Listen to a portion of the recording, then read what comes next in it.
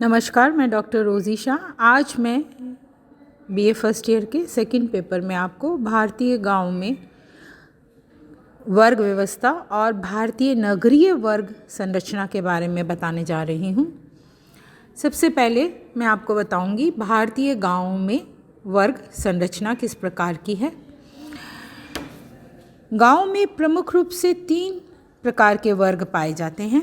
एक मालिक, जमींदार एवं साहूकार वर्ग, दूसरा किसान वर्ग और तीसरा मजदूर अथवा भूमिहीन श्रमिक। मालिक, जमींदार एवं साहूकार वर्ग ग्रामीण वर्ग व्यवस्था में सर्वोच्च समूह मालिक, जमींदार एवं साहूकार का होता है।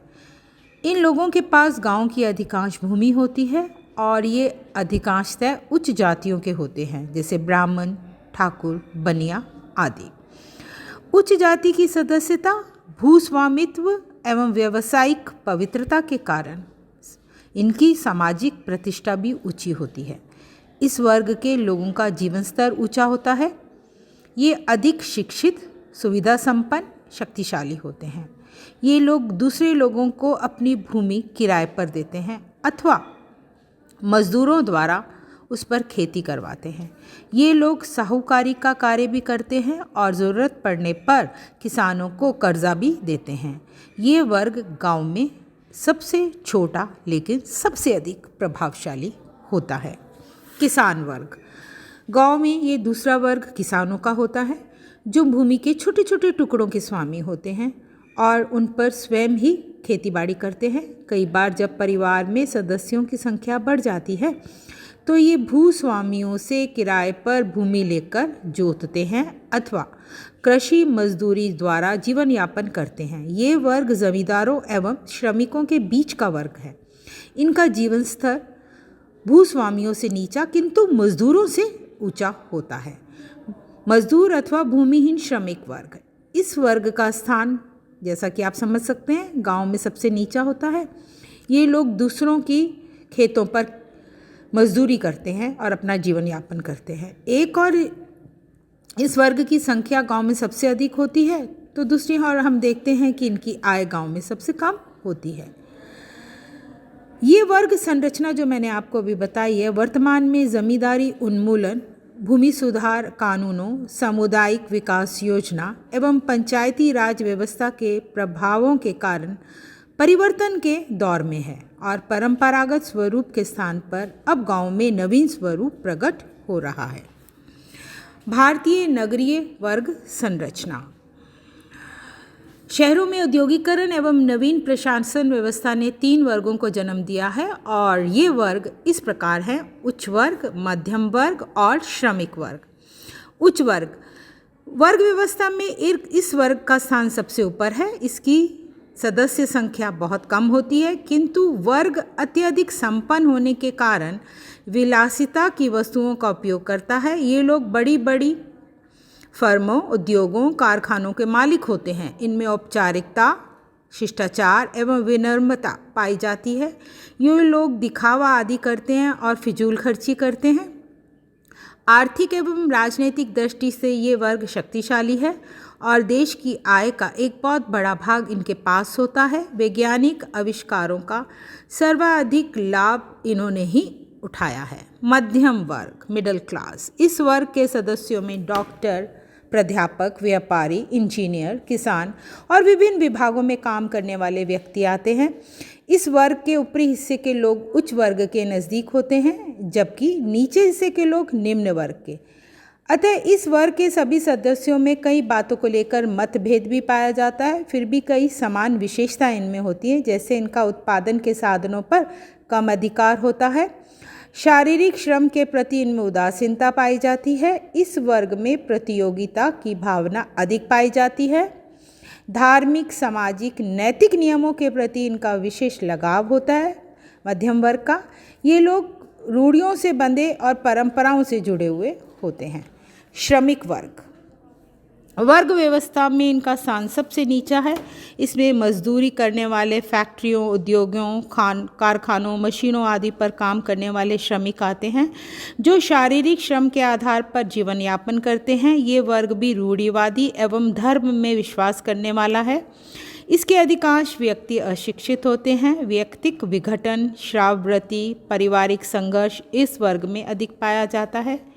इस वर्ग के लोगों की आय कम होती है और ये अपनी आय का अधिकांश भाग जीवन की आवश्यकताओं को जुटाने में ही खर्च करते हैं। ग्रामीण एवं नगरीय समाज में पाए जाने वाले वर्गों में यदि हम भेद न कर समर्पण भारतीय समाज को इकाई के रूप में मानकर देखें तो जो वर्ग पाए जाते हैं वे इस प्रकार हैं। सबसे पहले बुद्धिजीवी वर्ग। भारत में एक प्रबल वर्ग बुद्धिजीवी वर्ग है जिसका उदय अंग्रेज़ों के समय में हुआ। ये वर्ग पाश्चात्य सभ्यता और संस्कृति से प्रभावित है तथा प्रजातांत्रिक मूल्यों व विज्ञानवाद में विश्वास करता है। इस वर्ग को जन्म देने में समाज सुधारक आंदोलनों के जो समाज सुधारक थे जैसे राजा राम मोहन राय, ब्रह्म समाज, स्वामी दयानंद, विवेकानंद, प्रार्थना समाज एवं आर्य समाज आदि ने बहुत महत्वपूर्ण भूमिका निभाई है। भारतीय समाज में फैली हुई बुराइयों जैसे जाति प्रथा, अस्पृश्यता, बाल विवाह, विधवा पुण्य विवाह का अभाव, मूर्ति पूजा, सती प्रथा, अंधविश्वास एवं पाखंड आदि को दूर करने एवं भारतीयों को वैज्ञानिक तथ्यों से परिचित कराने का श्रेय इसी वर्ग को जाता है। बुद्धिजीवी वर्ग में हम वैज्ञानिकों, वकीलों, पत्रकारों, न्यायाधीशों, शिक्षाविदों, साहित्यकारों, विचारकों, दार्शनिकों, समाज सुधारकों आदि को गिनते हैं। बुद्धिजीवी वर्ग ने भारत में आज़ादी की लड़ाई लड़ने और देश में राजनीतिक जागृति लाने में भी योगदान दिया है। बुद्धिजीवी वर्ग के लोग देश के विकास की योजनाएं बनाते हैं। समाज सुधार, ग्रामीण कल्याण, पिछड़े वर्गों का उत्थान, राष्ट्रीय जागृति, सामाजिक, आर्थिक व राजनीतिक समस्याओं के हल के उपाय ढूंढते हैं। इस वर्ग के लोग ही नए नए आविष्कारों को जन्म देते हैं। ये वर्ग संख्या में बहुत छोटा है किंतु समाज में इसका महत्व, इसका स्थान काफ़ी ऊंचा है। शासक वर्ग। इस वर्ग के अंतर्गत हम शासक से संबंधित लोगों को लेते हैं जो सत्ता में हैं और सरकार का गठन करते हैं। आज़ादी के बाद प्रजातांत्रिक सरकार की स्थापना हुई। इसमें राजनीतिक दलों द्वारा शासन किया जाता है। भारत में कुछ परिवार ऐसे हैं जिनके सदस्य चुनाव जीतकर संसद, विधानसभाओं में पहुंचते हैं और देश के विकास से संबंधित नीतियां तय करते हैं। दलीय सरकारों में परिवर्तन होने पर भी शासन में इनका प्रभुत्व और वर्चस्व रहा है और सत्ता इन्हीं लोगों के हाथों में पहुंचती रही है। नौकरशाही वर्ग। शासन एवं सरकार से संबंधित सभी कर्मचारी नौकरशाही वर्ग का निर्माण करते हैं। ये नौकरशाही वर्ग संगठित होता है, अपने मांगों को मनवाने के लिए विभिन्न संगठन और यूनियन भी बनाता है। मैक्स वेबर ने नौकरशाही की विशेषताओं का उल्लेख किया है। ये विशेषताएं जो मैक्स वेबर ने बताई हैं इस वर्ग पर लागू होती हैं। इस वर्ग में संस्तरण की एक सुस्पष्ट विशेषता पाई जाती है। केंद्रीय स्तर से लेकर ग्रामीण स्तर तक नौकरशाही की श्रृंखला है जो शासन संचालन में योगदान देती है। ये वर्ग शासन का एक स्थायी अंग है जो सरकारें बदलने पर भी नहीं बदलता है। राजस्थान में भी लगभग 3 लाख कर्मचारी हैं जो नौकरशाही वर्ग का निर्माण करते हैं। पूंजीपति वर्ग। ये वर्ग सामान्यतः नगरों में केंद्रित है। इसके पास देश के बड़े बड़े उद्योग धंधे, कारखाने, खाने, मिलें आदि हैं। सारे देश की अर्थव्यवस्था के संचालन में इस वर्ग का महत्वपूर्ण योगदान हाथ है। इसके पास काला धन भी बहुत है। इस धन का उपयोग वे चुनाव में एवं सत्ता पक्ष को अपने पक्ष में करने के लिए करते हैं।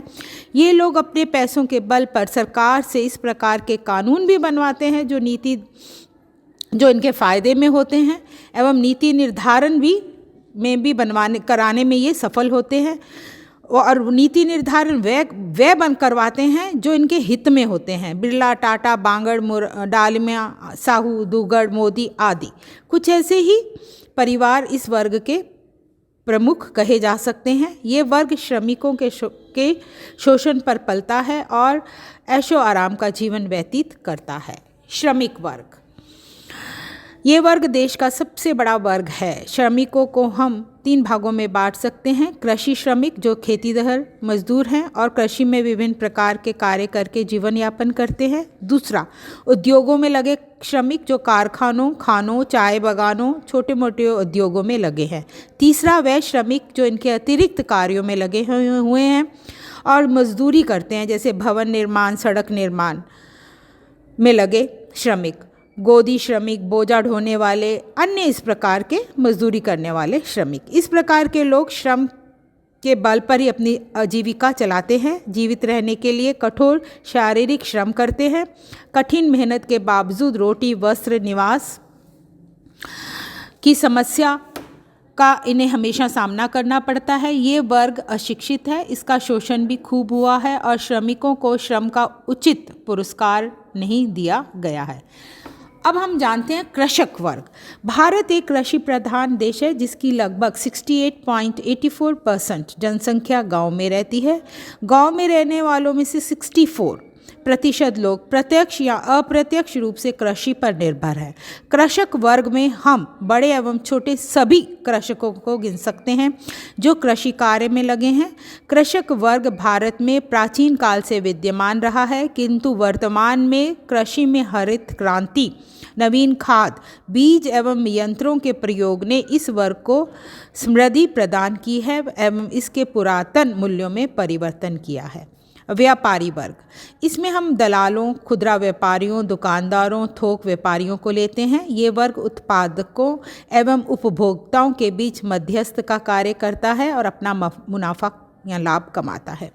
इस वर्ग के लोग मुनाफाखोरी, जमाखोरी, कालाबाजारी, मिलावट, कृत्रिम अभाव पैदा करने का कार्य भी करते हैं। पैसा अर्जित करने के लिए ये नैतिक और अनैतिक सभी प्रकार के तरीकों को अपनाते हैं। ये वर्ग सुविधा प्राप्त वर्ग भी है और इससे संबंधित लोग अपने यहाँ उत्सव, त्योहारों, पार्टियों, विवाह आदि के अवसर पर भी खूब पैसा खर्च करते हैं। मैं यहाँ आपको बताना चाहती हूँ कि समकालीन भारत में नई वर्ग व्यवस्था जन्म ले रही है। ग्रामीण क्षेत्रों में भी नए वर्ग पनप रहे हैं, किंतु वहाँ वर्ग की तुलना में जाति का प्रभाव गांव में आज भी अधिक है। नगरीय क्षेत्रों में जाति की सीमाओं को लांघकर वर्ग जरूर बनते जा रहे हैं, किंतु वहाँ भी जाति का प्रभाव पूर्णतः समाप्त हो गया हो ऐसा दिखाई अभी नहीं पड़ता है। इतना ज़रूर है कि नगरीय क्षेत्रों में समान स्तर की जातियां एक दूसरे के अधिक निकट आती जा रही हैं। Thank you.